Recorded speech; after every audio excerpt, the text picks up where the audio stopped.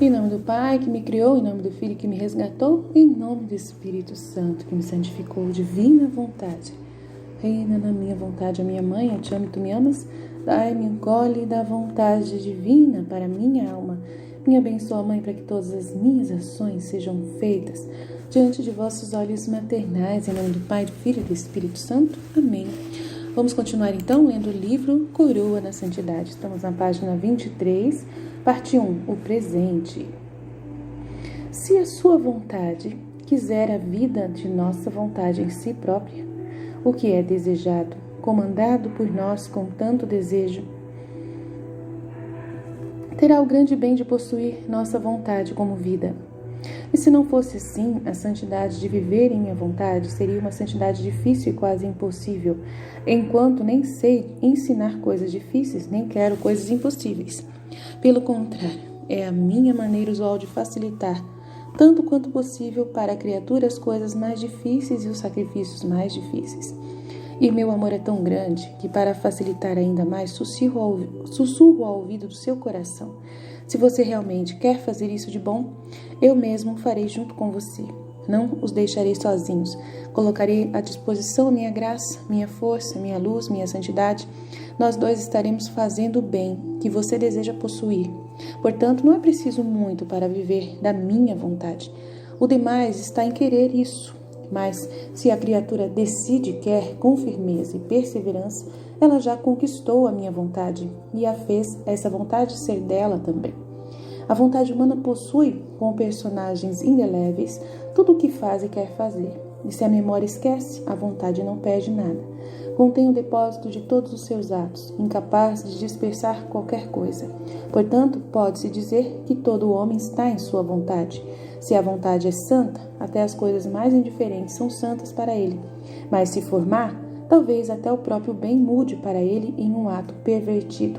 Então, se você realmente quer minha vontade divina como sua vida, não é preciso muito. Mas ainda, uma vez que unida à sua, existe a minha, que a quer, há um poder que pode fazer qualquer coisa, e de sua parte mostrará por ações se em todas as coisas você quiser. Conduza-se como possuidor de uma vontade divina. Jesus para Luísa no dia 19 de março de 1935. É ele que diz tudo isso. Os certos fundamentos lógicos. Antes de prosseguirmos com a construção de uma casa robusta, que faremos ao longo deste livro, vamos primeiro, como Jesus ensina no Evangelho, cavar fundo e lançar as bases sobre a própria rocha. Não nos preocupemos que passaremos algum tempo revisando o que já sabemos, pois esses elementos essenciais sustentam toda a nossa fé e crença na fé, e consequentemente toda ação se cega deles. Uma coisa mais digna de nota não pode ser imaginada. Portanto, 3 pilares sólidos como rocha devem ser assentados sobre este leito rochoso primeiro. Mas antes de examinar os 3 pilares, primeiro reconhecemos por que devemos dizer que há realmente uma verdade, que exige que a procuremos e a sigamos quando a encontramos, não importa o que aconteça. Por que sabemos lá é uma verdade? Porque mesmo tentando contradizer a existência da verdade, seja através do relativismo, subjetivismo, o ceticismo radical e o agnosticismo ou qualquer outro ismo popular que tenha entrado na pseudo-filosofia pop desde o início do modernismo, é imediato e totalmente autorrefutador. Pois atacar a noção de verdade é reivindicar a verdade. Atacar a realidade objetiva é tentar uma afirmação objetiva real. Insistir no ceticismo radical é deixar de ser cético, ateu, em relação a essa insistência. Simplesmente não podemos evitar o fato de que existem fatos, que existe uma diferença real entre uma mentira e uma verdade. E mesmo se nos dedicarmos a uma vida dedicada às acrobacias intelectuais cômicas, para nos esforçarmos para escapar a essa ou outra coisa, nossos corações sabem melhor que nossas mentes, pois nossos corações sabem com certeza inabalável que quando alguém mente para nós, uma verdadeira injustiça foi cometida, pois a verdade foi negligenciada. Porque sabemos que devemos procurar a verdade? Porque nossa própria existência impõe essa demanda sobre nós, com tanta força que ninguém pode ousar reivindicar isenção. que todos os homens por natureza desejam conhecer foi a primeira observação na primeira linha do maior filósofo da história, Aristóteles, em seu tratado mais fundamental, Metafísica. Nossa racionalidade que nos separa dos animais, que não precisam buscar a verdade, não é porque é irrelevante para eles, mas porque não são obrigados a seguir a verdade automaticamente. Nos leva a essa finalidade com tanta compulsão que, se fosse capaz de invejar, o próprio Sol desejaria ter um poder semelhante sobre a Terra. É preciso um verdadeiro louco, um verdadeiro delinquente mental, uma verdadeira desculpa triste para um humano, para dizer junto com Nietzsche: por que não a verdade? Por que não? Antes a mentira. Este filósofo mostrou ao mundo com sua própria vida o que é rejeitar conscientemente o dever de buscar a verdade, tornar-se louco, declarar-se o anticristo e morrer sozinho na miséria superlativa de um manicômio. Tudo isso, de fato, Nietzsche fez, porque sabemos que devemos seguir a verdade, uma vez que a encontramos. Como tão claramente quanto todo número inteiro é par ou ímpar, então duas ou apenas duas opções se apresentam para nós: siga a verdade conhecida ou viva uma mentira. Dadas essas opções, a que devemos seguir é ao mesmo tempo óbvia para qualquer pessoa. Quem está contente em viver uma mentira se condenou, e não precisamos nos preocupar em abordar essa pessoa neste texto, pois escrever um livro para alcançar o que apenas uma intervenção divina pode resolver seria como tratar uma perna cortada com um pequeno curativo. Mas, como qualquer homem, digo desse nome, se recusará a viver uma mentira, podemos confiar nessa recusa com os 3 pilares da verdade a seguir, para ver claramente o que devo fazer. Então vamos avançar agora e considerar esses 3 pilares. Eu, certeza de Deus, existência. Primeiro, Deus existe. Das verdades cuja existência já estabelecemos na sessão anterior, que exigem nosso consentimento. A existência de Deus é a principal. Então, entre os pilares, um deles é a certeza de Deus, a fé. Embora sua existência seja confirmada e conhecida com segurança pela fé sobrenatural, que é um presente do próprio Deus e não um produto de esforço humano, essa fé não é necessária para saber que ele existe, porque a razão diz a qualquer pensador sério, de várias maneiras, que não há como escapar da necessidade racional de um ser cuja essência é a própria existência, um ser que criou o universo, um ser incriado que projetou toda a ordem que vemos na vida. Coisas, um ser imbuído com significado, na vida das coisas, um ser que imbui com significado transcendente todas aquelas coisas que simplesmente, intuitivamente, conhecer são mais do que mera matéria. Mas eu lhe disse que a razão demonstra essas conclusões com clareza, e não quero deixar para um poema qual é o trabalho adequado de um bom argumento. Portanto, consideremos brevemente apenas algumas das muitas maneiras pelas quais a existência de Deus pode ser rápida e facilmente conhecida, com razão e com certeza. Porque por qualquer pessoa que tenha coragem e honestidade para seguir seu intelecto aonde quer que a leve. Vida, simplesmente não há outra maneira de explicar a funcional ordem que todas as formas de vida contêm sem reconhecer a existência de um autor divino dessa ordem. Embora a maioria dos ateus busque explicar essa ordem recorrendo à teoria da evolução, o fato é que mesmo que concedamos a validade a todas essas reivindicações dos evolucionistas, isso ainda não diz nada sobre como a vida surgiu em primeiro lugar, pois sob suas próprias premissas, o ponto de partida da evolução, que, portanto, obviamente não pode ser explicado pela evolução, é uma única célula com DNA, capaz de se reproduzir, uma obra-prima do design que nunca foi combinado, nem mesmo pelos feitos mais impressionantes da evolução, inovação humana. Até mesmo as publicações recentes e autorizadas, a Enciclopédia da Evolução da Oxford Universidade Press, têm a honestidade de admitir como a célula ancestral originada cerca de 3,5 a 3,8 bilhões de anos atrás continua sendo uma questão de intensa especulação antes de dedicar uma gritante da página total de 1326 para refletir sobre como isso poderia ter acontecido. Nesta página, dando uma meditação que se qualificaria como um belo conto de fadas se não fosse tão cientificamente e logicamente absurdo para o autor de um conto de fadas poder de justificar a inclusão de alguns absurdos científicos, mas não absurdos lógicos. Noto a incrível brevidade com que se tratam do assunto de chamada célula ancestral, totalizando menos de 8% de toda a enciclopédia, porque precisamente essa questão de sua origem deve ser resolvida para dar à hipótese evolucionista ateísta qualquer crédito. No entanto, é sistematicamente a questão mais ignorada em toda a biologia evolutiva. Um ateu pode protestar que o tratamento é minúsculo da enciclopédia apenas porque ainda não há substância suficiente para resumir. Mas esse protesto prova o argumento de maneira ainda mais clara, pois o darwinismo teve bem mais de 100 anos para explicar a origem da célula ancestral, devorando carreiras inteiras de gerações de inúmeros cientistas, para não mencionar montanhas de dinheiro no processo. Se após todo esse esforço monumental não houve progresso substancial suficiente na questão para merecer mais de uma rápida página de resumo na Enciclopédia da Evolução, então que conclusão qualquer pessoa razoável deve tirar dessa falha categórica do processo é óbvia demais para valer a pena declarar.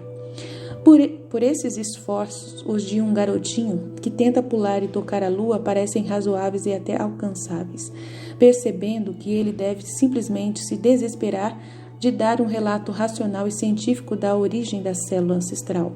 Um ateu pode então recorrer às banalidades e afirmar: com mais tempo suficiente ele ainda deve existir por acaso.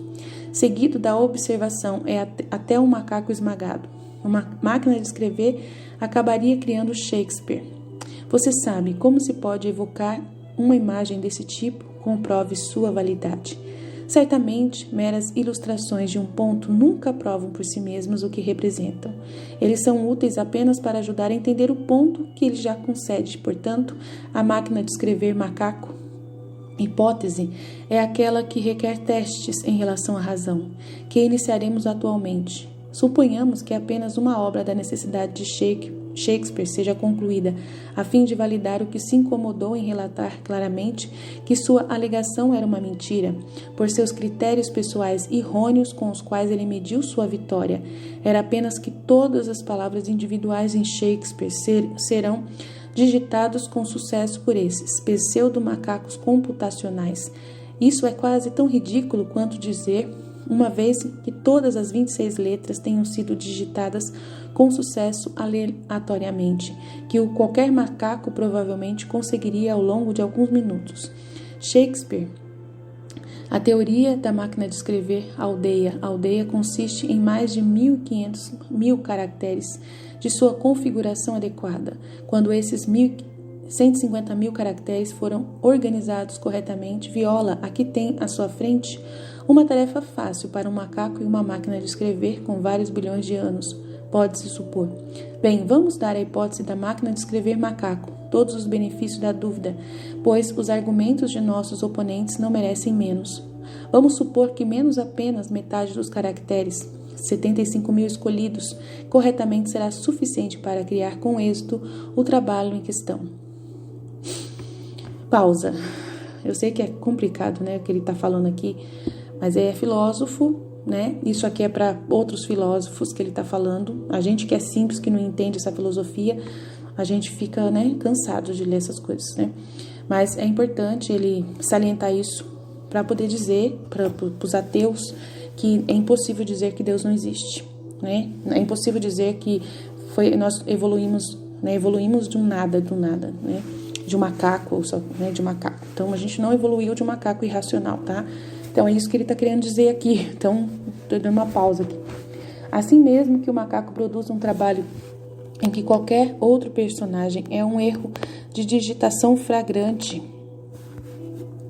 ainda assim consideremos que conseguiu produzir Shakespeare. Consideremos, né? Vamos fingir, ele está dizendo aí, que o macaco conseguiu produzir uma peça de Shakespeare, para dar hipótese um benefício ainda mais imerecido da dúvida. Também ignoremos as letras maiúsculas e a pontuação, pois se as corrigir tornaria a tarefa do macaco muito mais difícil. Dando esses critérios extremamente generosos, agora podemos prosseguir com um cálculo simples. Cada caractere tem apenas 26 opções, as letras de A a Z. A chance de escolher a primeira letra corretamente aleatoriamente, portanto, é 1,26. A chance de escolher a segunda letra depois disso corretamente é de 1,26, mas tem um cálculo aqui que eu não sei qual é esse sinal. A chance de escolher a terceira letra depois da letra correta novamente, tal. E assim por diante, né? E tá falando o quê? Vamos fazer teste do macaco e vamos ver se ele vai fazer, né? Se ele vai escrever na máquina de escrever. Né? Portanto, precisamos fazer um cálculo simples para saber a probabilidade de aldeia. Deve ser algum livro, né? Aldeia deve ser algum livro. Sendo digitado aleatoriamente. Exorto você a digitar esse cálculo na primeira calculadora que puder encontrar. É importante que você veja os resultados por si mesmo desse teste e não apenas aceite minha palavra. Sua calculadora dirá com razão que essa probabilidade que você calculou é igual a zero, nulo. Isso mesmo, não há sequer uma possibilidade matemática de algo tão relativamente simples como aldeia vir a ser por mero acaso, né? Aldeia, não sei o que é aldeia. Vamos ver aqui se ele tem alguma coisa falando sobre aldeia. Se é um livro, o que é isso? Deve ser testes de cientistas tentando provar, né, que do nada nasceu a primeira célula humana, né, do nada, assim, o DNA. Mas uma única fita de DNA, ela mesma, contida na célula única, que é necessária como ponto de partida da teoria da evolução, aldeia em sua complexidade detalhada, contendo não apenas 150 mil informações, mas em vez disso bilhões, em uma configuração precisamente necessária. Agora os ateus mais ardentes ainda protestarão que, embora minúscula, a probabilidade não é literalmente exatamente a mesma coisa que zero. Eles sempre vão falar alguma coisa. E esse fato matemático que devemos de fato conhecer, mas o cálculo pode ser facilmente continuado para mostrar que, mesmo que dermos ao argumento à máquina de escrever todos os benefícios possíveis e imagináveis da dúvida e supor que cada átomo do universo é um macaco com sua própria máquina de escrever, ferozmente pressionando as teclas em uma taxa apenas alcançável por um datilógrafo experiente e tendo tido toda a história do universo para executar essa tarefa, a probabilidade ainda funciona para zero. Como um argumento recebe todo o benefício possível da dúvida e ainda cai de cara no chão. Apenas um tolo pode continuar com ela. Este benefício que demos aqui, lembre-se, é infinitamente mais generoso do que qualquer outro concebível RNA primordial de bolhas, colisões causadoras de RNA na superfície da Terra bilhões de anos atrás poderia ser. Aqui é necessária uma anedota. Ainda me lembro muito bem que quando, como estudante de engenharia em uma universidade de engenharia de ponta, que é a universidade técnica mais antiga do hemisfério ocidental e foi fundada 25 anos antes de Darwin publicar sua famosa Na Origem das Espécies, sentei-me em uma aula de origens da vida, na qual havia me inscrito, porque estava curioso para ver o que as supostas e melhores mentes brilhantes do mundo moderno dizem a respeito. Em meio a todo tipo de teorias complicadas que rodopiavam durante a aula, o ponto crucial da questão era convenientemente encoberto e descartado como emergência. Fomos informados às pressas que, assim como às vezes podemos observar um belo padrão de ondulações emergindo nas areias de uma probabilidade calculada anteriormente, de uma determinada tentativa bem-sucedida, e multiplique-a pelo número de tentativas e você ainda vai calcular 0% de chance de sucesso nesse cálculo. Não podemos ser mais generosos com o argumento de que acaso pode criar ordem, e ainda, que o acaso pode criar a ordem, e ainda chegaremos a 0% de chance disso acontecer. Lembre-se de que, apesar de se referir a isso como o teorema do macaco infinito, o simples fato é que não estamos lidando com macacos ou máquinas de escrever infinitos. No mínimo, podemos dizer que devemos nos limitar a lidar com as reais restrições máximas hipotéticas que o universo real fornece. Nossa, gente, vai ser difícil ler tudo isso aqui para vocês, viu? Ele fala muito sobre esse texto, então eu vou deixar por aqui por enquanto, vou colocar o PDF aqui para vocês vocês leem essa parte, né? Tá tentando falar com os ateus, os cientistas sobre Deus, né? É importante isso para muitas pessoas que não acreditam em Deus, né? É muito importante, que ficam, né, relutando essa realidade. Então, infelizmente tem muita gente ateu, a gente não é ateu, então a gente vai parar por aqui. Vou deixar essa página para vocês, que é a página 27, 26, 27, 28, né? Aí vai falar do ateu, tal, e depois a gente vai continuando, tá bom?